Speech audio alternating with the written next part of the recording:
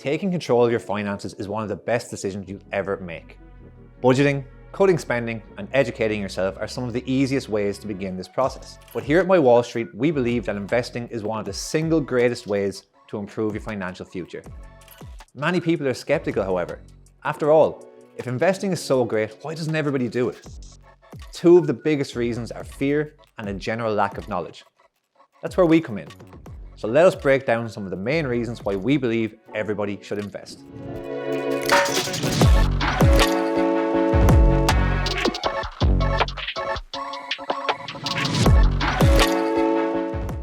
First, let's look at why you should even want to buy stocks at all. Ever wanted to own part of a great business? That's exactly what happens when you purchase shares. You're buying a part of a company.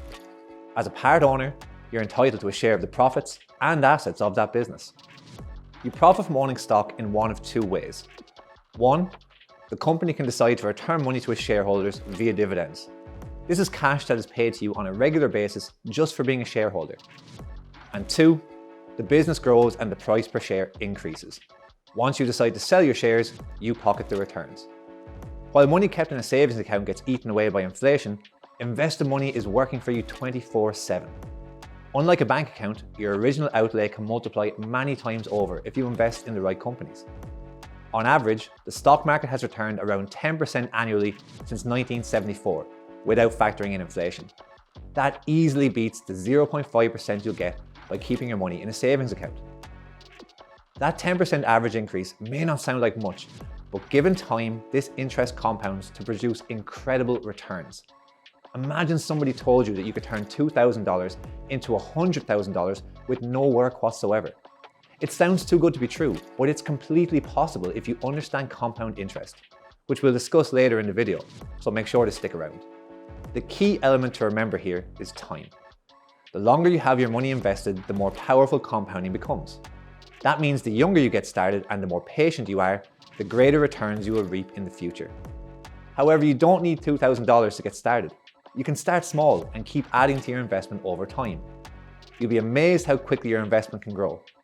In fact, if you added $100 a month to an initial $2,000 investment, after 40 years you'd have close to $1 million.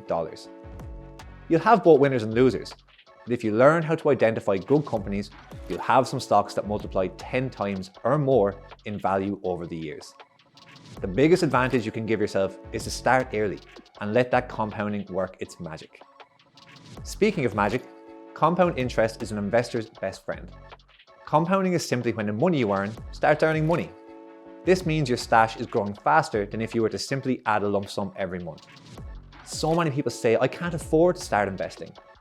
The truth is, you can't afford not to start investing because time is the issue here, not money. Compound interest is the real silver bullet when it comes to growing your wealth, and the earlier you start, the more powerful it becomes. Over time, a government bond might give you 5% of a return per year. A 10% annual return is the historical average for the stock market, and 15% is what you could get if you learn how to pick your own stocks and take advantage of the skills MyWallSt teaches.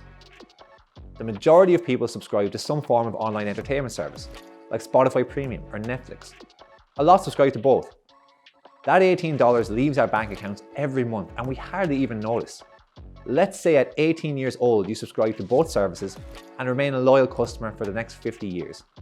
You'll end up retiring $10,800 down. A small price to pay for being able to binge watch Stranger Things, I hear you say.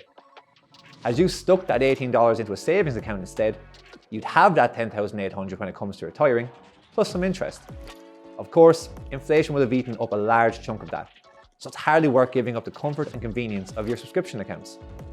Had you invested that money, after year one, on average, you're up 10% on your original investment. The year after, you make interest on your interest, and so on. It's like adding successive layers to a cake, with each a little larger than the last.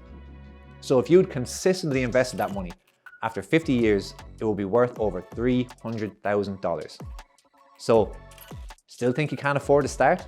That about does it for this video. Make sure to keep an eye out for part 2 of this series, where we look at 3 of our top tips for getting started with investing. Or, if you feel like you're ready, check out our video on how to start investing by clicking the pop-up or by following the link in the description below.